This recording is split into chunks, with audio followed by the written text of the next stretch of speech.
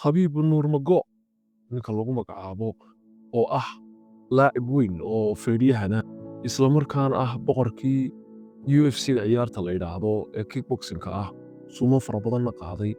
ayaa waxaa laga reebay si aad iyo aad u bahdilan oo adduunyaduba la yaabtay diyaaradda Alaska oo uu u raacayay gobolka California halkaasi oo uu tegayay inuu ka qayb galo ciyaar UFC-da ah ayaa waxay diyaaradda ugu marmarsootay gabadha ka shaqaysaa isaga oo fadhiyey halka ku beegan albaabka emergency-ga ah ayaa waxay tiri ingiriisina ma taqaanid haddii ay wax dhacaan kursiga waad bannaynaysaa ku kala gufaysinaya ciyaaryahankan ayaa ugu jawaabay ka kici maayo kursigayga ingiriisdana waan aqaanaa haddii ay wax emergency dhacaan waan caawin karaa wixii looga baahan yahay arrintan ayaa noqotay ceebtii ugu weynayd ee lagula kaco qof celebrity-da oo caan ah ninkanoo lagu cusuriideynaya diinta uu haysto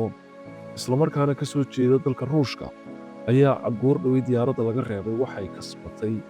ama sababtay in warbaahinta adduunka oo dhan ay imika hadal hayso arrintan